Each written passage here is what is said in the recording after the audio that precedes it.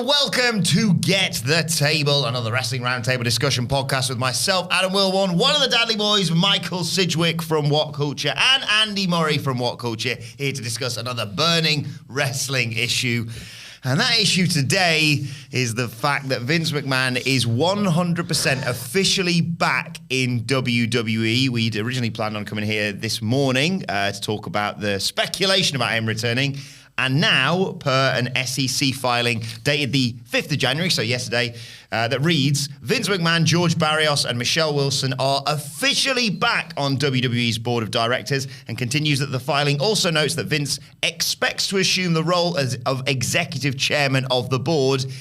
It's official, to use a WWE term. Andy Murray, what is going on here? I mean, I'm not sure there are enough minutes on this video to accurately convey the full extent of what has occurred over the past 24 hours. But of course, it was mid-December when that first report emerged stating that Vince was plotting some kind of comeback in WWE because he believed that if he just stuck around after all the allegations and the Wall Street Journal reports dropped and the NDAs and the tens of millions of dollars, that all that would have blown over and he would have been just fine.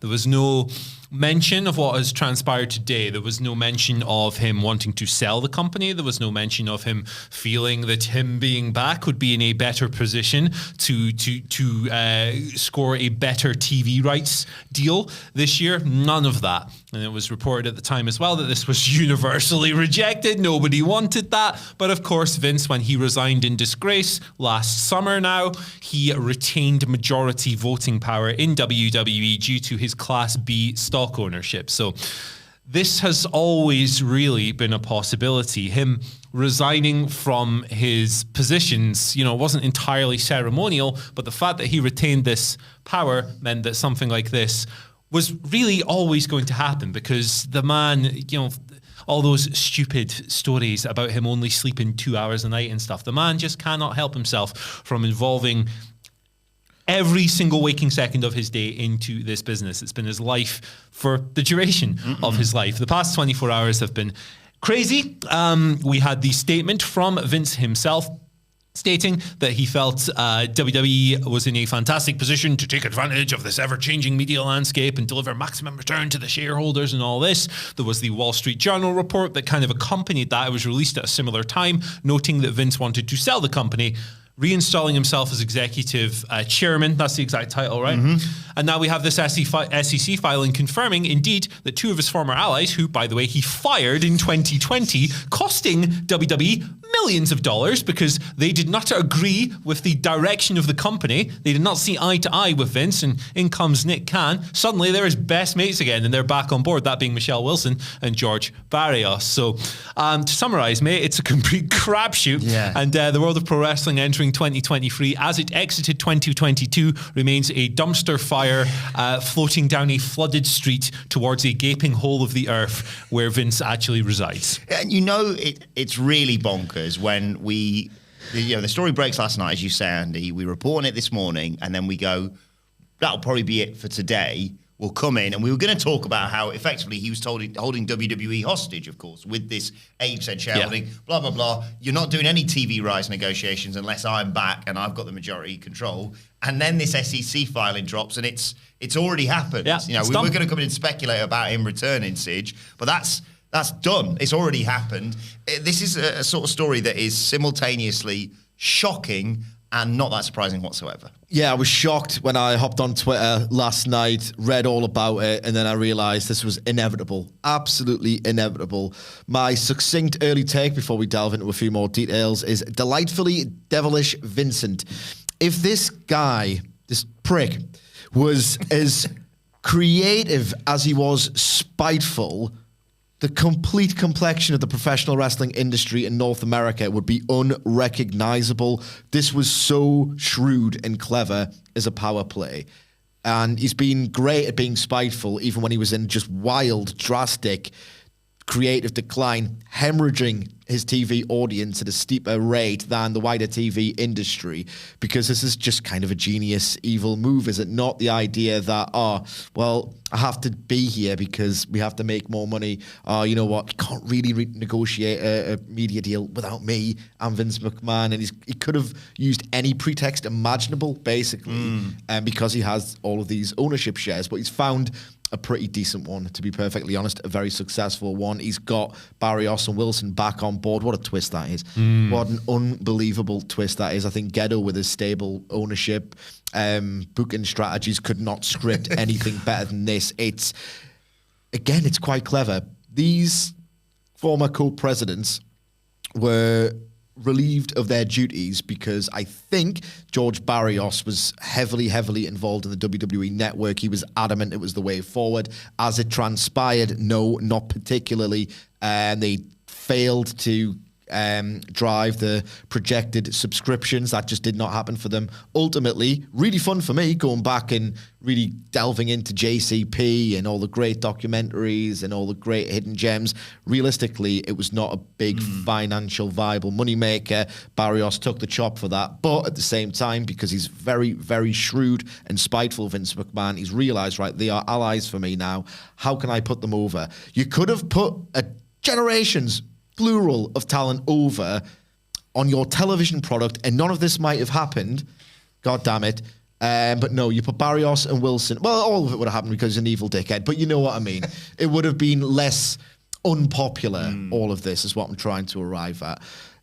And he's realized, right, how do I get my way in? Okay, these, Barrios and Wilson, were instrumental in procuring the TV deals the last time we negotiated this. We'll put that over, even though they kind of failed with the network.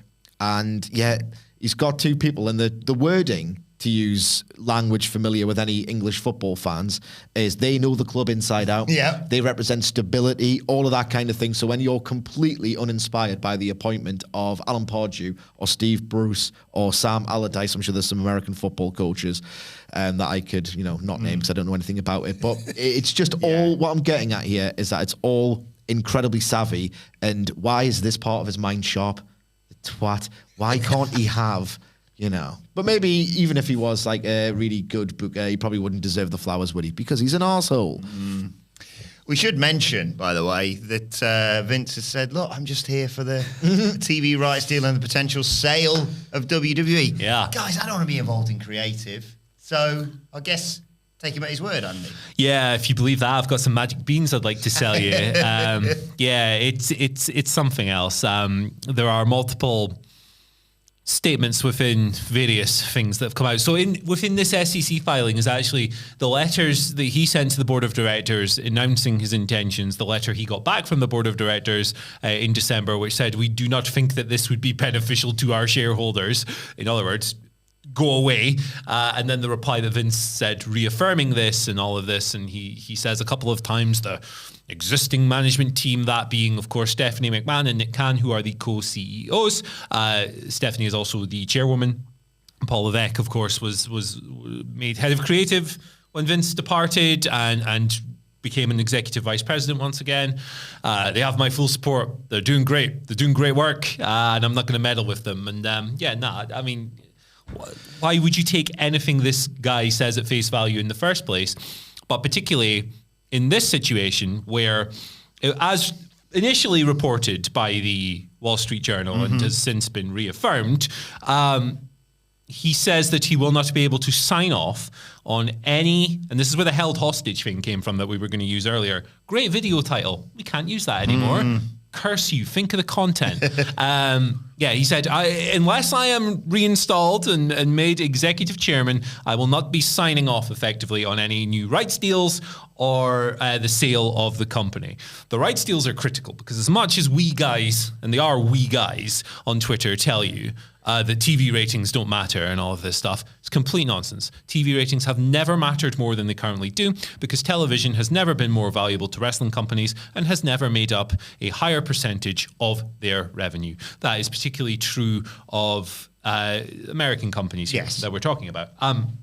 WWE stands to perform very well in the next set of TV rights negotiations because while other franchises are declining and while others are seeing drops in profits and all of this, even though there's lots of uncertainty over streaming markets and that thing's kind of consolidating a bit now, WWE still performs very well. The company has never been more profitable. Theoretically, it's a good time to invest in WWE. So it does stand to perform very well. However, the assertion, Vince McMahon's confidence that him being there somehow strengthens the company is perfect micro situation that sums up this man's grand delusion. I think, and this is my opinion, quite the contrary. I think it significantly weakens the company's position in negotiations, not just because he's erratic, not just because his creative was bollocks for years, but because he literally, throughout the course of last year, is alleged to have paid tens of millions of dollars to suppress multiple allegations of sexual misconduct made from 2006 right up until the end of his tenure. Why would you want to do business with that? Why would you want to look at that and go, yes, I am much more likely to give you what you want now that this guy's back in the room? It's the whole Vince McMahon condition, I guess, in one news story, this thing. And I feel like we're only halfway through this before it gets worse. Yeah, God knows what this means for Triple H and the talent. It's unbelievable, this is. Yeah, it's quite incredible. I just want to make the point as well. I think what Murray's just said is worth dwelling upon just slightly, a slight bit more. Ultimately, I like the Succession memes. I like the Succession banter. I saw a goddamn post on Twitter where Triple H had the Infinity Gauntlet and Barrios, Wilson and Laurinaitis were on it, and it's all quite amusing in this morbidly, perversely fascinating way. But away from all the corporate speak, away from the implications, away from the succession, is that a complete twat of a bloke has faced no consequences for his awful actions. Cancel culture is not real. And ultimately, this is a man who pretty much from now is going to be in and around people, and he's been proven almost to not be able to do that. So it's a genuinely grim story. I don't give a toss if, for example, ex-wrestler that Papa H signed might not have the best run. It'll be unfortunate for them, but Jesus Christ, those are the least of people's worries, or they should be anyway. What happens next? Where do we go from here? I do not believe for a second that Triple H is going to remain, if not, I don't believe for a second that he's going to enjoy the same degree of creative power for much longer. Let's put it that way. My head of creative at the time. Yeah. Yeah, why weren't more questions asked about that when that comment came out? Did such a good job humanizing him. Yeah. Who are we talking about there? I don't know. Yeah, but Triple H is, come on. Like I tweeted jokingly about an hour ago, well, Paul Levesque had a nice little run as head of creative. There's no way that Vince McMahon is able to restrain himself from not going, yes, I will take that back, I'll take that back, I'll take that back. And suddenly the decisions made by Mercedes Varnado and other people to pursue options elsewhere maybe look a little bit smarter, don't they? It'll be really interesting to see from a competitive standpoint what comes of this. But that's a different conversation, I guess, for later down the road. It's going to be extremely interesting. So the three people that have been replaced by Vince, Barrios and Wilson on the board are not necessarily names that are going to grab headlines, right?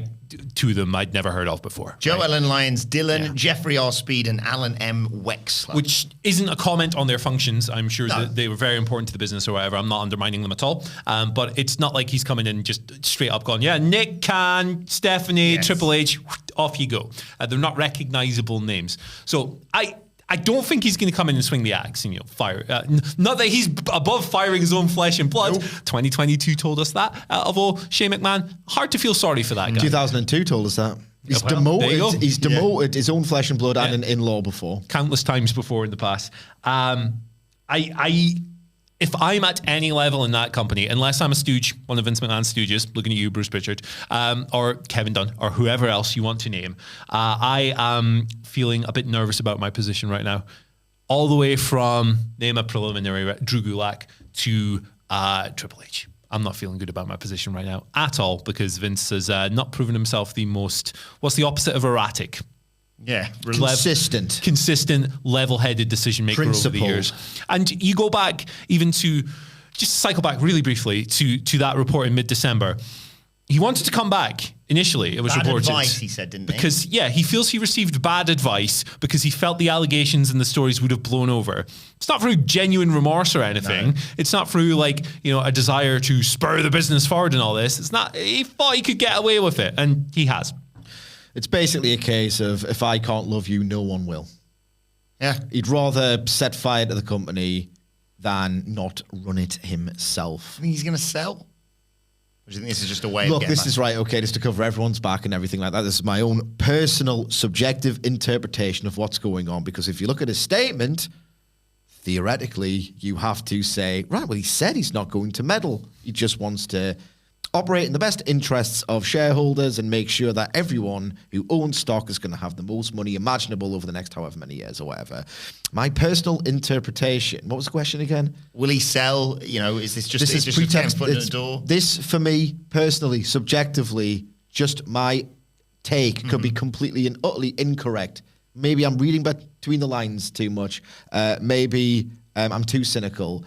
This just feels like pretext to come back. Yeah. I don't think that's a controversial thing to say at all. It might be completely inaccurate. It's pretext to come back. And as I mentioned earlier, it's really quite shrewd. What they're going to do?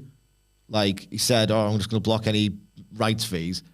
All right, you have to come back then because we need those. I think I read the phrase financial oxygen somewhere over the past 24 hours. I've been reading a lot of stuff and it's completely and utterly true. Like, both companies are entirely dependent at this point on that.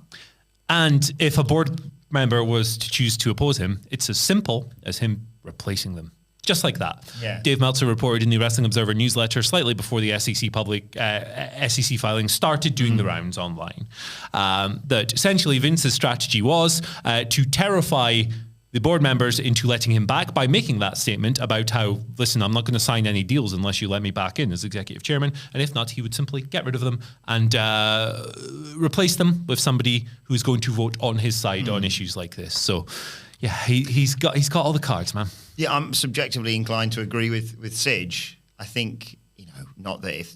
It's not a hot take, this, is it, realistically? But if he was supposedly just coming back just to help out with the rights fee negotiations and an attempt at a sale, in theory, they could just be like, look, I'm only going to be here for 6 months, a year to deal with that. And then, and I'm just going to be in the background. And I think it's just it's the first step of him coming back and going, well, 2022, we had our issues, but it's a new year, fresh, clean New year, new me. Yeah.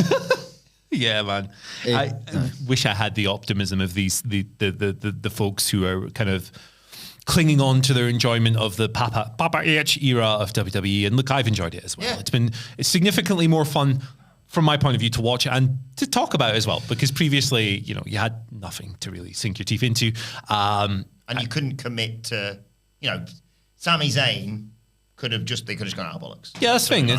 Like, you'd feel stupid for investing in that because a couple of months down the line, Sami Zayn would have just lost in a week or something, and he'd be driving a comedy car around the thing, chasing, I don't know, Nia Jax or something. It'd be weird. It's a mess, man. It's a complete mess. Look, I've not been as high on the week to week as anybody else, but when I really try and focus on it and consider the big picture, the idea of, I think everyone who's in who watches WWE regularly has fantasy booked. This is not a hot take of mine. I think everyone wants it, and that's the point.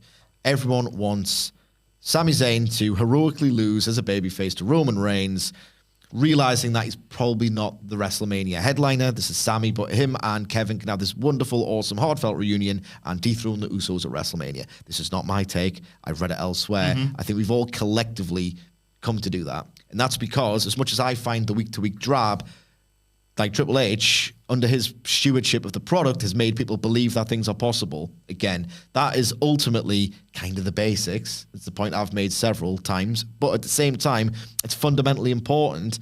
And if Vince comes back in charge of creative, you just can't think like that anymore. You'll be deprogrammed absolutely immediately. Like, I think the first thing you'll do is have the roster come out looking like worker bees, and clap as he walks back down the aisle. Thank you, Vince. Yeah, Gunther front and centre, like he knows what he's doing. Yeah. Couldn't agree more. Quiet start to 2023 then. Yeah, what a week. What a week this has been. We started off with the unprecedented situation of Shinsuke Nakamura, a WWE contracted wrestler, not only not working New Japan, where you'd think he might be able to cross over to given his past, but going to Pro Wrestling Noah to wrestle the Great Muta as part of a retirement tour for that man. It was like months ago. Unprecedented, crazy story, and it is like the 8th biggest thing that has happened this week. The top 5 are all related to this Vince story. And we will keep you updated as and when things develop further with this, but let us know your thoughts in the comment section or on Twitter at WhatCultureWWE. Continue the conversation with us all on Twitter. You can follow Andy Murray at... Follow me at Adam Wilborn. You can follow Michael Sidgwick at... I want the followers. M. Sidgwick. And you can follow me at Andy H. Murray. The H stands for Happy New Year, everyone. Subscribe to What Culture Wrestling wherever you get your podcasts from for daily wrestling podcasts. But for now, this has been Get the Table. My thanks to the Dudley boy and Andy Murray. Salvaged it. Sign guy Dadley. Yeah. Thank you for joining us. And we will see you soon.